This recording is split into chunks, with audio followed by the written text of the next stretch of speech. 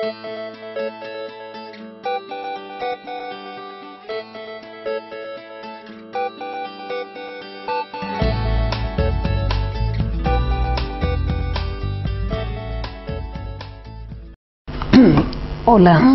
mi nombre es Laura Espinadena.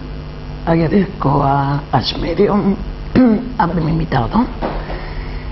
Soy arquitecta argentina, vivo en Austria desde el 92 y este año festejamos 25 años de Busa Arquitectura.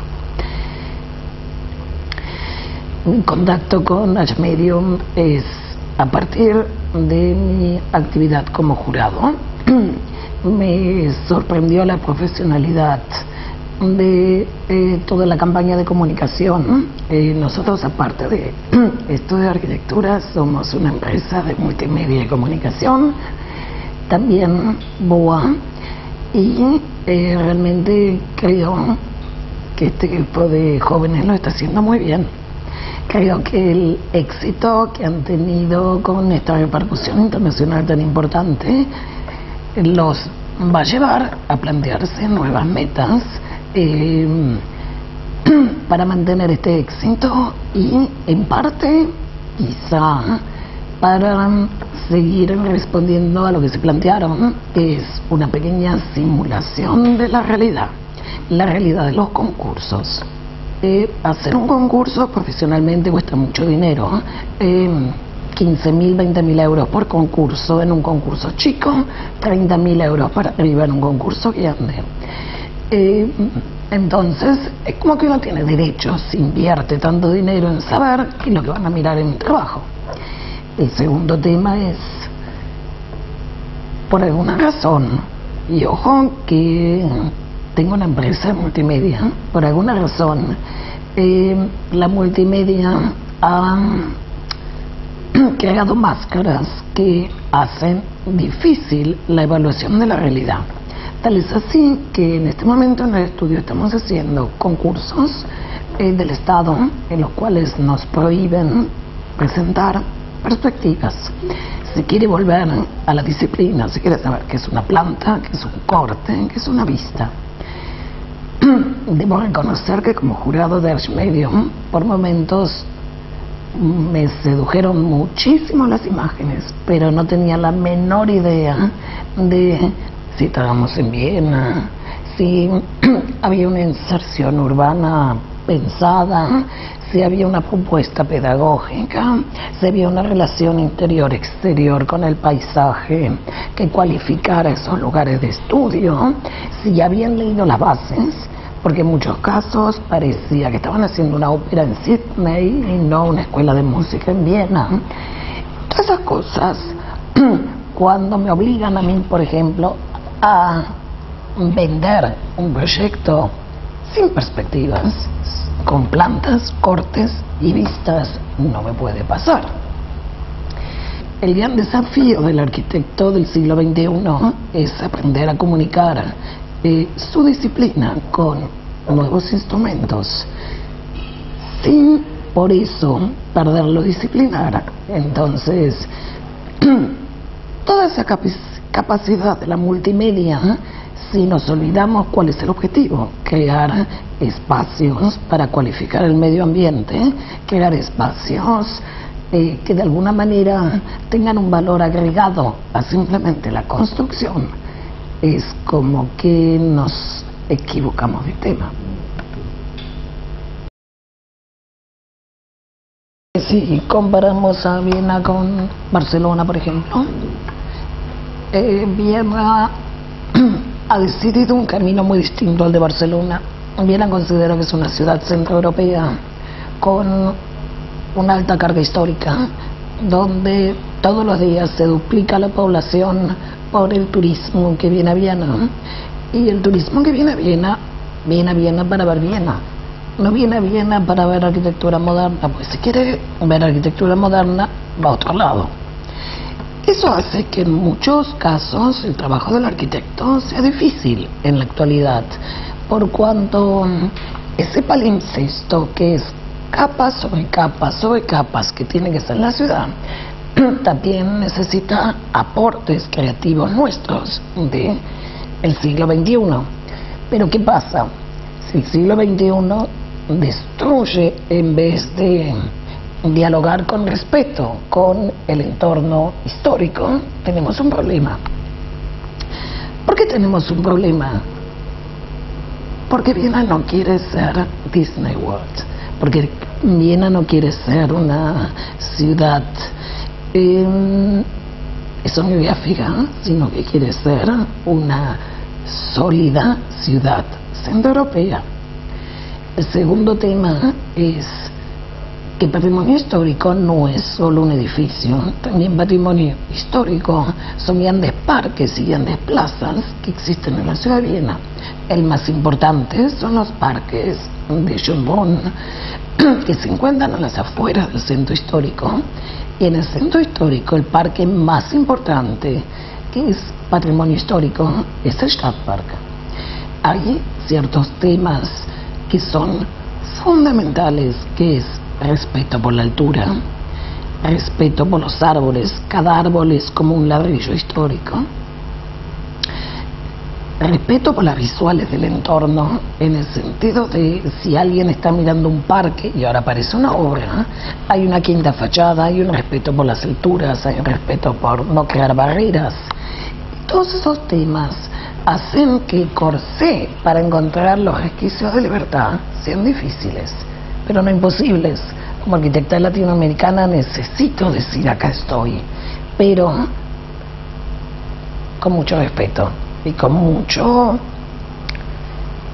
inteligencia para crear esa tensión propia de distintas épocas. ¿Cuál es el aporte que puedo hacer para que ese lugar mejore? Para que ese lugar sea redefinido a partir de una nueva capa de la historia, como decíamos palimpsesto antes.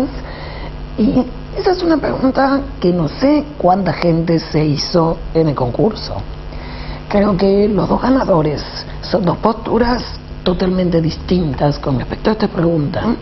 Uno de los dos proyectos dice: respeto ese parque histórico, respeto esa altura e hitos y monumentos en el entorno, y me coloco como un elemento muy reducido de un lenguaje muy sutil, donde los gestos se descubren al acercarse, o sea, lo tectónico de la arquitectura, el acercarse, sumear a esa realidad. El otro proyecto tiene una postura totalmente distinta. Se pone bajo tierra y crea una matriz de pequeños elementos, acentos, como si fueran esculturas o estatuas en ese parque, con pequeños momentos abiertos, patios de esa escuela de música, donde el romanticismo de sus autores sueña con que el parque ahora se vea contaminado en el buen sentido por la música de los estudiantes que estudian en esta escuela. Es decir, en un caso, un silencio expresivo muy grande, siendo una parte más de un sistema existente; en el otro caso, una capa, una matriz superpuesta a los sistemas existentes, redefiniendo ese parque. Son dos posturas válidas en ambos casos, encaradas con mucho respeto. Creo que preguntar qué es arquitectura no tiene una sola respuesta, y menos hoy, a principios del siglo XXI. Creo que arquitectura, en el sentido de la alta arquitectura de la historia, no existe más. No trabajamos ni para papas, ni trabajamos para reyes, trabajamos para distintas estructuras de poder, que en ciertos casos son estructuras democráticas de poder, que tienen objetivos muy distintos. Con esto quiero decir, todo arquitecto trabaja en una realidad productiva. Esa realidad productiva es necesaria entenderla, porque sin socios no podemos hacer arquitectura. Esos socios a veces simplemente quieren una prestación de servicio. En esos casos La prestación del servicio es una ecuación, condición sine qua non, y el valor agregado es el que nos diferencia de una prefabricada de catálogo o de una respuesta de maestro mayor de obras. No sé cómo lo llaman ustedes, constructor, maestro mayor de obras. Porque la arquitectura, aparte, tiene un compromiso social, tiene un compromiso cultural, tiene un compromiso ecológico. Y como veíamos, tiene un compromiso personal de cualificar ese medio ambiente de manera sustentable desde todo punto de vista. En otros casos, el cliente es anónimo y con quien hablamos son developers, bancos, una cantidad de organizaciones intermedias que no son el usuario final. Entonces es como que hacer arquitectura es una gran esquizofrenia, porque estoy produciendo para alguien que no conozco, que no sé qué necesita, y quien evalúa lo que yo hago no tiene nada que ver con esos usuarios. La mayoría de los developers jamás vivirían en las viviendas que están construyendo para vender. En otros casos, que son muy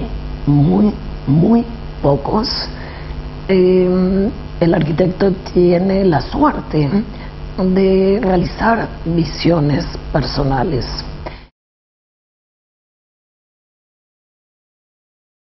Es el proyecto más grande de la República en Austria. Es un proyecto de 500 millones de euros que tiene una universidad con 25.000 estudiantes, 5.000 docentes y administrativos, que hoy está dispersa en la ciudad y que ahora en este campus va a estar totalmente reunida con una postura pedagógica totalmente distinta. Hoy por hoy las distintas facultades tienen aulas como aquí y muy pocos lugares para que el estudiante se quede en la universidad. Una de las cosas más importantes de la vida universitaria es no estar en internet en casa o en el estudio o la oficina, sino comunicar, dialogar, cruzarse, descubrir.